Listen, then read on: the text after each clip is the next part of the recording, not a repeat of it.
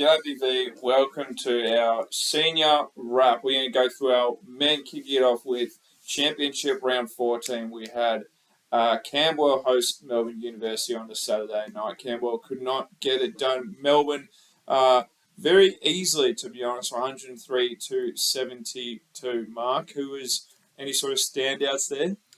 No, Melbourne Uni sort of got the lead early on and then sort of just cruised and did their thing. Isaac Turner was a good scoring piece for them, and Joel Rhymes, as we'd expect.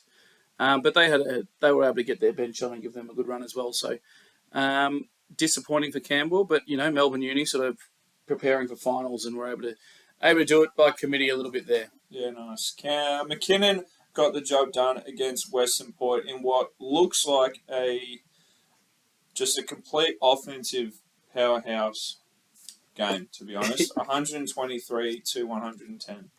Yeah, I think we looked at this earlier on in the season in a podcast about some of the best defensive teams in the league.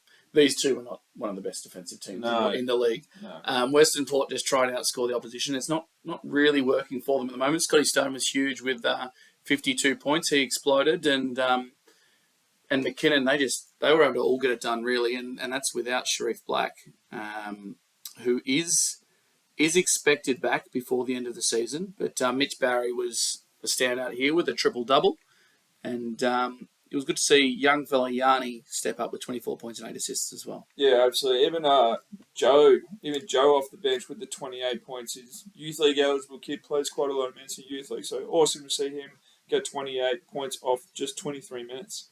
Yeah, and a high-scoring affair, which is really exciting for the fans as well. Absolutely. How about Wyndham versus Sunbury, Ted? Yeah, look, from what I've heard about this game, it was a game for Sunbury to try and get a win off a not injured team, but I believe Marshall was out and Trevon Clayton as well. So sort of undermanned there because they do use their starting five significantly. But Wyndham, just able to get the job done. Sunbury did well though there. Yeah, Sunbury were really impressive. I think they led for most of it. Barkley and Sanders able to keep the scoreboard ticking over, and Gerald Blackshear probably had one of his best games he's had in a Sunbury uniform, which is good to see him step up in Clayton's absence, who was injured last week. And Wyndham were able to hold on though, or able to sneak the win, I should say. Maurice Howard was good all day. Got going a little bit late, and then they've got their scoring firepower. I guess they're just pretty hard to slow down. Absolutely. Moving on now, we got a bit of an upset here. Keysborough couldn't get it done against Bellarine, 77 to 87. Bellarine sort of trying to make something of themselves as this season comes to an end for them, as they most likely will not make finals. Yeah, I can't see them making finals. I think it's probably impossible at this point, but with no Louis Varley either, they were able to get a really good win over a finals-bound Keysborough team, it seems. So Max Cos was a star there, shooting pretty efficiently. I think he got himself going early, and that was able to get Bellarine on track for a good win. Absolutely. And then our last one here for Chairman, Hume got it done against Blackburn. Same, most people would have expected there, 98 to 62. Blackburn just don't quite have the offensive powers to be able to hold or even be able to guard this Hume powerhouse. Yeah, no, and Blackburn will be disappointed. They sort of got themselves 3 wins in a row, albeit against probably some of the lower opposition teams. But they would have liked to put up a better fight there, I think. Absolutely. Moving on to Division 1 men here, we had Bulleen got it done over the top seed Shepparton, 78 to 75. Now, all the best to Josh Wade, who is currently at the under-16s Nationals with the Big Country Boys. So hopefully he does an amazing job there. But curious as to whether him being absent in this game made some sort of a difference for the Shepparton Gators. Yeah, definitely. It's hard whenever your head coach steps away. It sort of just messes with your structures a little bit, and that even that rotation, that bit of guidance you need. So, but well done, credit to Bulleen. They're sort of rolling at the moment. I think we probably put a bit of a line through them when talking about the top 5 and finals, but they're really making a push now to challenge for that 5th position, and it's a little bit of watch this space, I think, Ted. A little bit. It does seem like that. The Henry Young brothers are doing very, very well. Look like quite a strong future for the Bulleen. Yeah, and Peter Deng and Evan Salakidis have started to get it going consistently as well, which I think consistency at the start of the year was a significant issue for the Boomers. Absolutely. Moving on, Chelsea got the win against Collingwood, a game that probably doesn't ultimately matter when it comes to finals, but again, two teams are continuing to battle, and a 2-point win for Chelsea was very nice to see. RMIT got it done against Pakenham on the Saturday night, 91-80. A game that we would probably expect to see somewhere in the finals, whether they match up or not. Two teams that we're probably going to see in the postseason. Yeah, and RMIT have sort of got themselves going exactly the right time of year.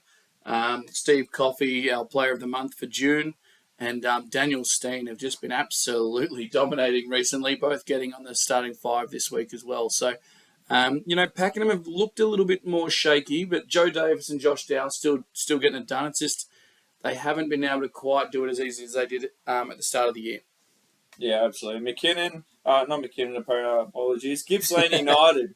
Gippsland United fell short to Coburg at home. Coburg got it done away from home all the way over into Traralgon, 73-81. A massive win there for Coburg. We had Warrandyte, who couldn't get it done at home against Warrnambool, 80-88.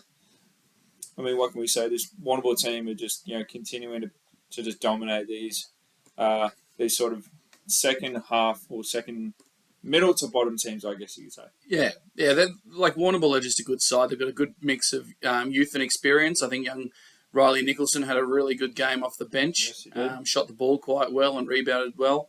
And then they've got Alex Gines and Jamal Polydor, who you just expect, and you know what they're going to do week in, week out, and it's usually going to be pretty good. Absolutely. Southern Pen, for the last game of our Div 1 men, fell short to Gippsland there, 56-79. So Gippsland did split the weekend. I'm sure they would have hoped to go 2-0 there, but good to sort of get back into some form on Sunday afternoon. Yeah, I think Gippsland really need to find a little bit more punch in their offense the last month. I think they're struggling to crack 80 at times, just not having that one or two scoring punch they need. That's a little concerning as they head towards finals. Absolutely. Moving on to Division 2 men now, we had Wallen get it done, 77 over Mildura at home, 52. I believe it was Tom O'Connor who had a very nice double-double for himself for the weekend. Yeah, that was a big one for him, and he'll be stoked with that. And Tyler Best and Kaim Lalamand also pretty big in this one. I think the story, though, might be around Cameron Gross and whether he's injured himself. I'm going to make the assumption that he is. He's only played the first 4 minutes and then didn't come back. So obviously that would have played into Wallen's hands a little bit, but let's hope Cameron Gross can get himself right before finals. Yeah, absolutely. Fingers crossed that he is A-OK.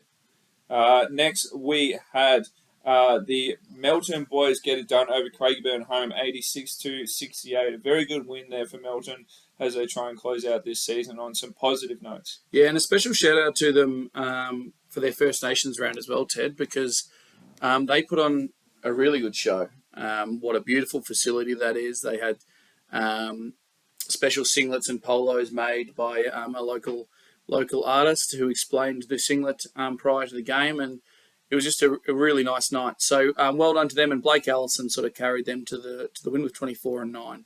Yeah, fantastic. Wallen, unable to get 2-0 for the weekend, fell short to Sherbrooke, 69-87. Sherbrooke seeming like that prolific team in Division 2 men, just able to get it done again.